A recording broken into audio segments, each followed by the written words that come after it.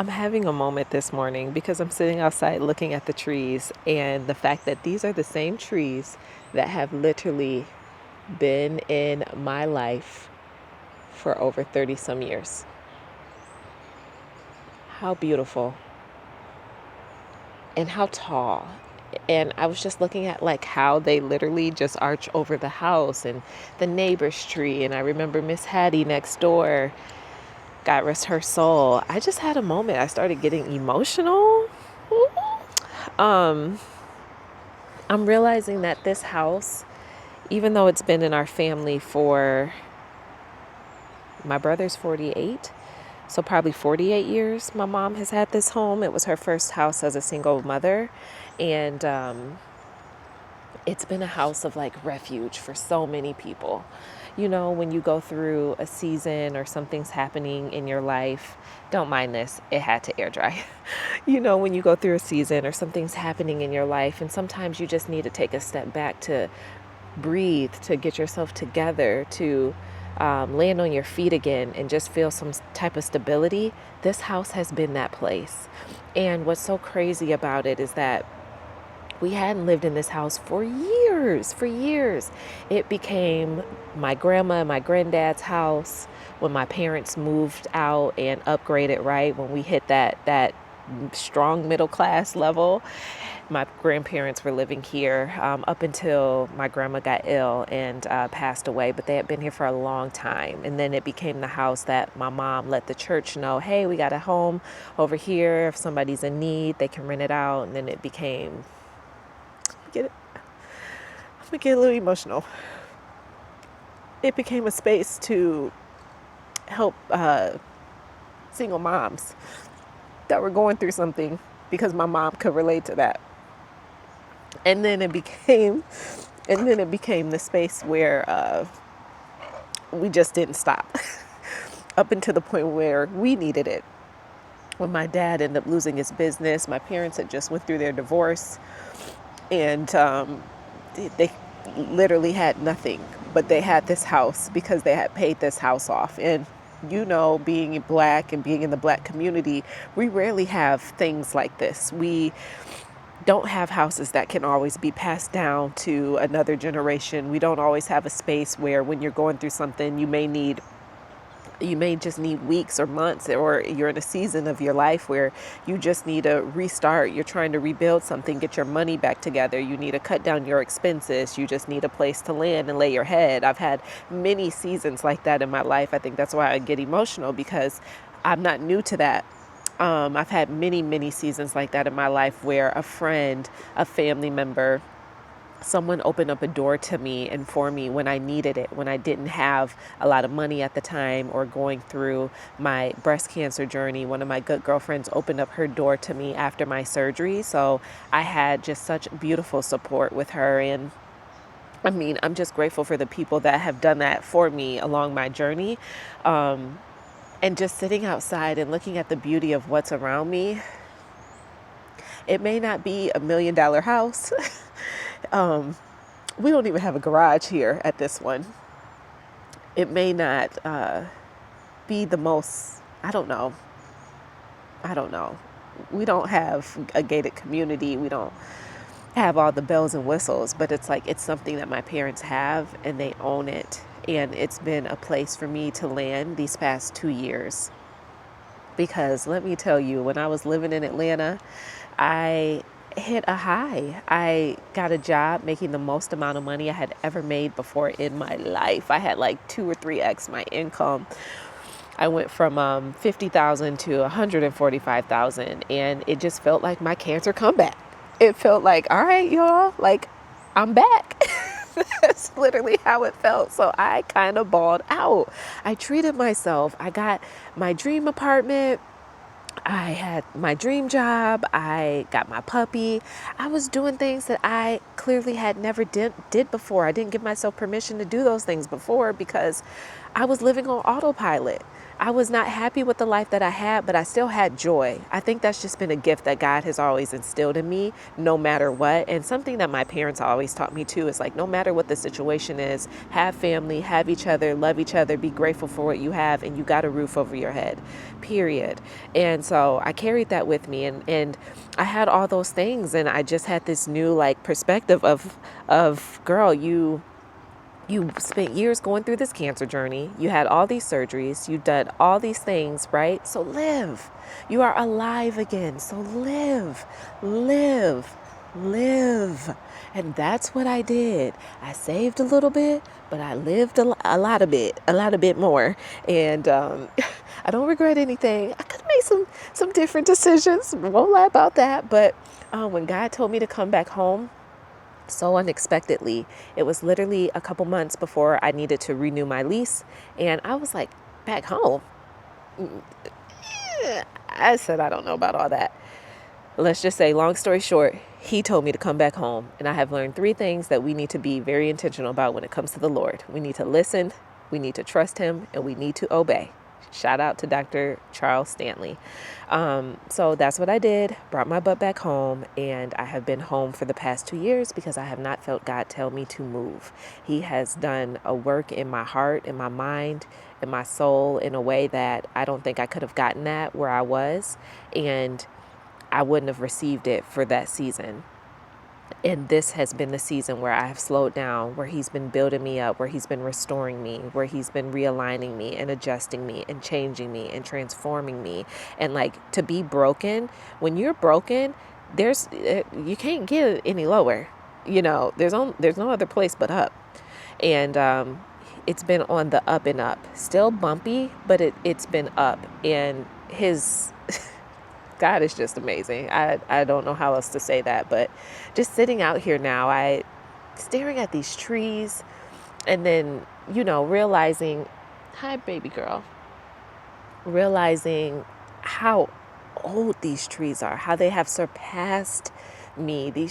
We've had neighbors pass away. Behind us, Al passed away, and Mr. Willie next door, and Antoine across the street, and Mr. Burt next door here, because we've been in this neighborhood for almost 50 years. So this house has seen some different people even beside us. And it's interesting, the full circle moment of having now to come back to the very place where you started, right? And try to rebuild and recreate. And like I said, this isn't, a multi-million-dollar neighborhood. We don't have all the bells and whistles. We don't even have a garage, but we have something, and something is better than nothing. And I guess my gratitude this morning was just the emotion around looking at these trees and how big they are and beautiful and just fluorescent, and how these trees have outlived the story of many of our lives and many situations and moments that have happened.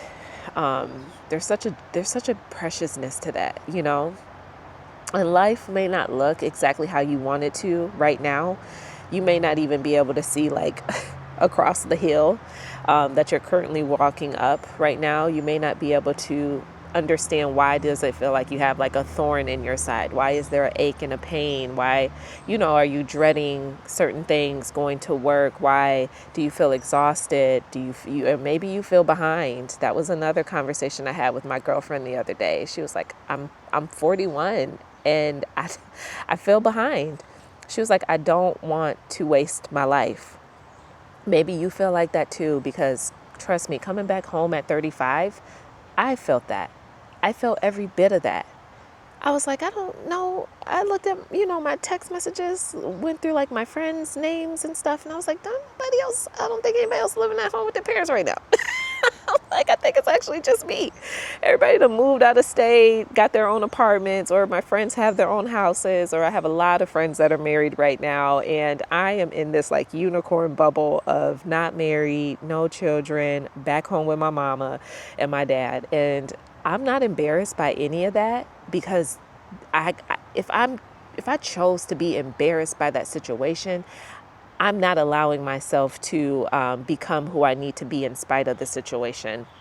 If I choose to live in a fake world, I'm not participating in the real reality. So there's no reason for me to be embarrassed by any of this like at all.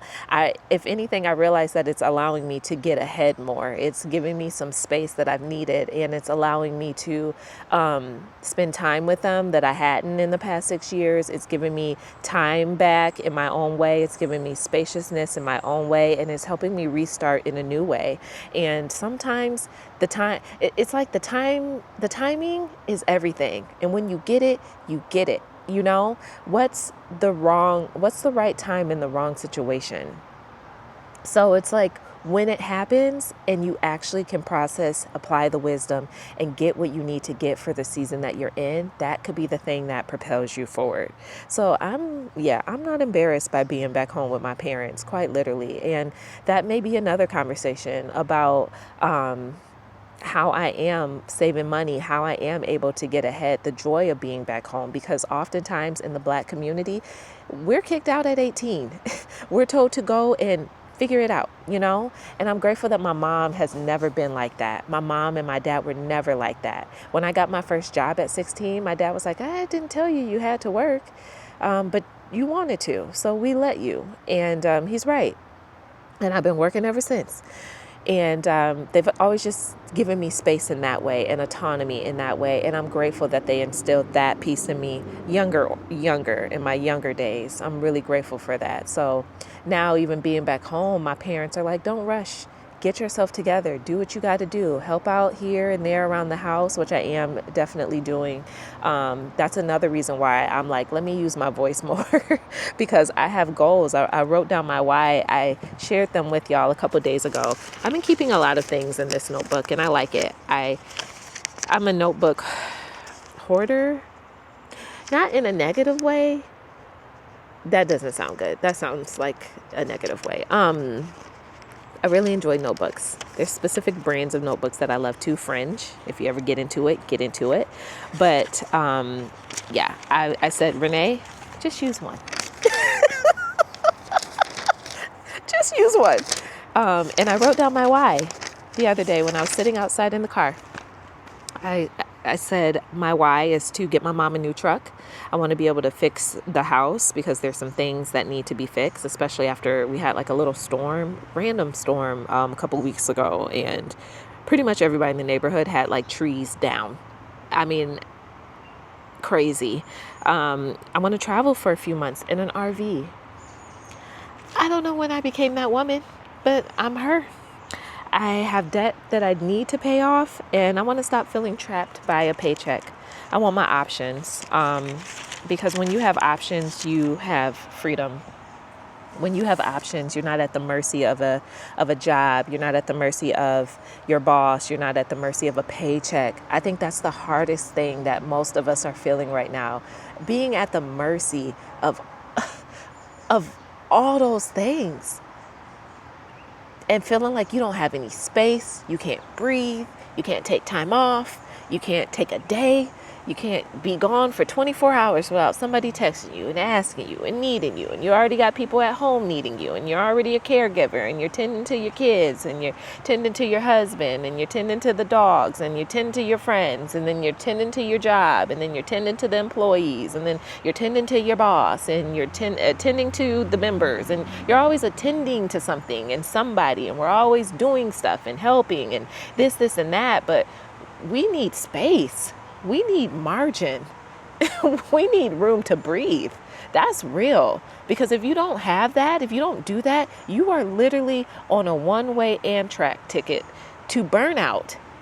And that recovery from burnout, that's, oh my God. I've been there, and you probably been there too. That's why you know what I'm talking about. That recovery is deep. I mean, it's like not even, I don't even know how to explain it physically. It's beyond a mental exhaustion. It's like this internal thing where you feel like even trying to breathe right now is taking energy, and I don't have it. I don't have it. It's like one more thing, the straw, right? The straw. That's, to me, how burnout feels for me. I'm curious how it feels for you, so let me know in the comments. But that's how it's felt for me. And you know it's real when you will like check out and walk away from everything. You're usually the dependable one. You're usually the one that's responsive. You're usually the one that people know they can reach out to. You're usually the one that they know you're on time. And if for some reason it's 15 minutes after, where is Renee? Has anybody texted Renee? Is she okay? Like, you're the one that people know that they can count on. You're the one that, your dad knows, okay, when I call you, you're going to be able to pay for my doctor's appointment June 9th. Like, you're that one. You're that person. And when you reach a level of burnout and you don't become that person and you like literally just kind of wash your hands free, that's when people start to get concerned. And that's when people are like, okay, are you okay? It's like, no, I'm not. I'm not okay. I need to get away. But then do I have money to get away? And that's when you start checking yourself and you're like, yo, I got to figure out something, because this ain't it. This is not it. I need space. I need margin. I need my time back. I need some form of freedom. I need to be able to breathe. I need what I need, and I need time to figure out what I need. And this is where I've had to take FMLA time. I've taken it twice. Once when my son unexpectedly passed away, 36 weeks in my pregnancy, and I still had a whole C-section delivery. I did have my time off for that. And then separately, when I literally, after COVID, after the pandemic, I hit a wall. I hit a wall with my job. It was really a wall with my time. And the only margin, the only space I could get was realizing that I had FMLA and that I could use it. I think I was at work. I was managing at Warby Parker at the time in North Carolina. I went in to the office, closed the door. I just looked up like our employee handbook and I looked up all the information. And I'm like, okay, the therapy ain't getting it right now. I need something deeper. And that's when I started looking. And then I like reached out to our HR person to figure out what are my options, because this is what I'm experiencing. And then that's when I learned about FMLA time like that. And I talked to my OBGYN, I talked to my therapist, I got the letters that I needed, and I took time off, came back to Michigan to sit right here in this backyard. And that was 2021. And when I came back, I didn't come back to work. I came back and handed in my resignation letter. And then I moved maybe a couple days later after I handed in that resignation letter. And I left Charlotte and I moved back to Atlanta, Georgia. And I was there up until God told me to come back to Michigan. And that was what? 4 years later-ish? So, yeah, I definitely understand like feeling that way if you felt that way. And if you feel that way right now, I 100% get it. I want to offer you encouragement, but sometimes it's just a little bit deeper than that.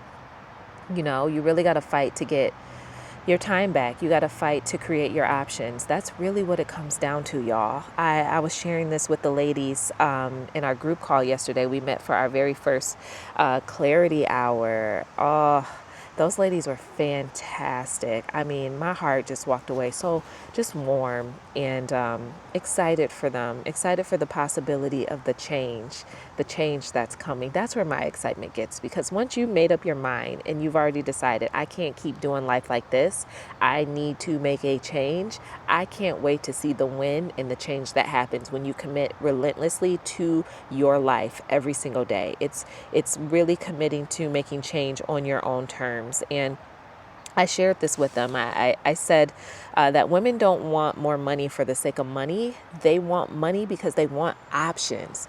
They want options. When you have options, options give you freedom. Options give you time. Option gives you peace to leave work that doesn't fit anymore, to buy your time back if that's what you need to do, to be able to recover from burnout, to build a life that actually feels good, to stop being controlled by one income, one paycheck, one W-2, that's what it gives you. And when you have that to me is the freedom.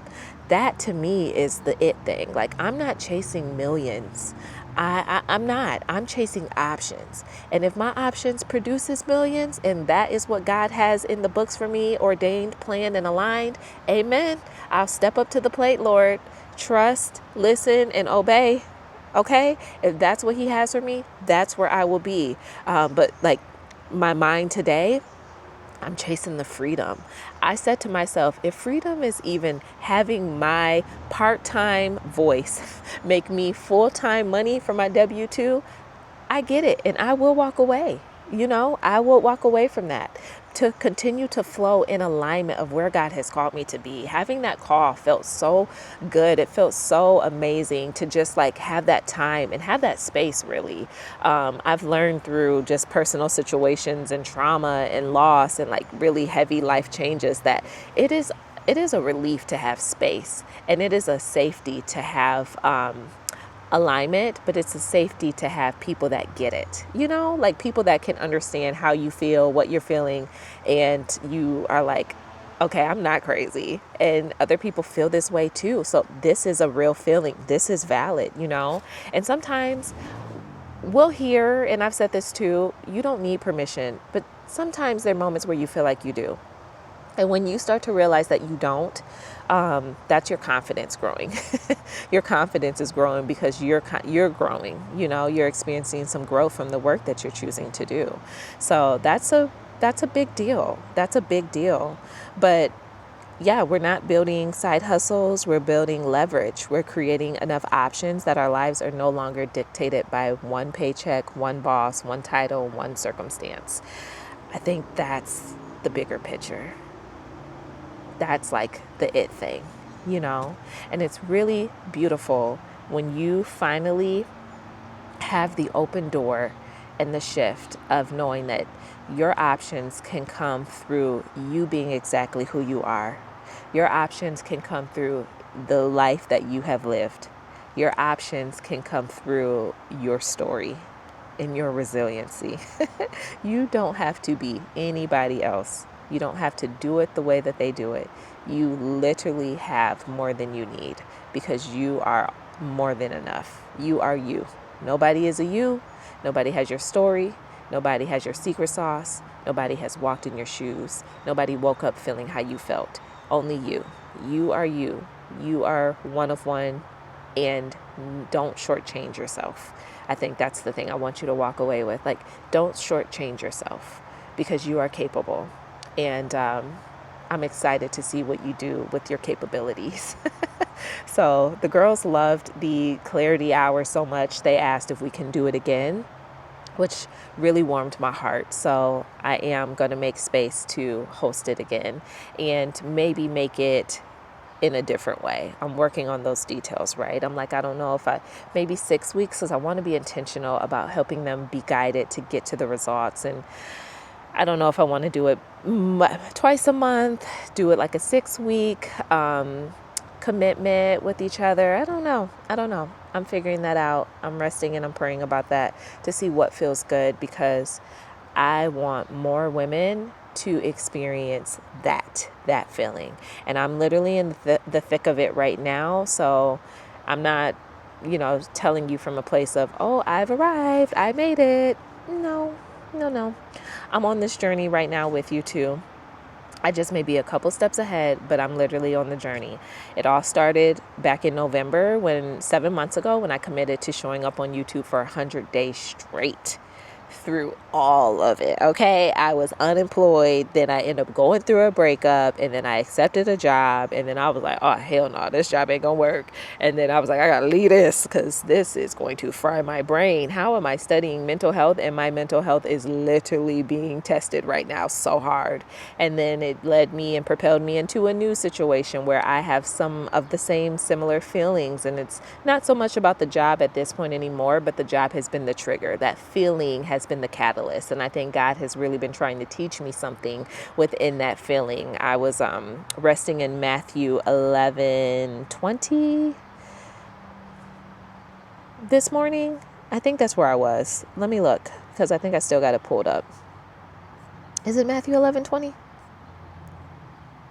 Matthew 11:28-30, when he says, come to me, all who are weary and burdened, I will give you rest. For my yoke is easy and my burden is light. I was resting in that this morning, and he really unpieced some things together for me. Not even just with that, but like even through my homework studies and learning certain systems, and doing homework and piecing the scripture together showed me a few different things about myself, but it also showed me how there's something deeper there that God is trying to do with me. And sometimes when we don't allow him to do the work that we need him to do in us, we continue to repeat the pattern in a new environment. And I think that's quite literally what I have done. So I am sitting in the thorn of discomfort right now and letting God move through me in the way that only he can do, and heal me of that, because by the time that I get into private practice, by the time that I start speaking, even showing up here on YouTube,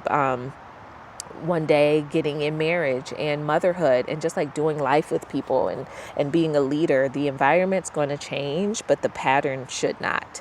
The pattern, I should have some more self-awareness about that. So I've been like working through that lesson, of being intentional, of not carrying other people's burdens, seeking peace versus seeking emotional cutoff is what it was called. This is a topic for a whole different day, because I'm still sitting in that. But yeah, this was just on my heart to share. This was not planned. But if you're going through any of this, I feel you and I resonate with you. And step one, I would love to invite you, is to start with the exit plan.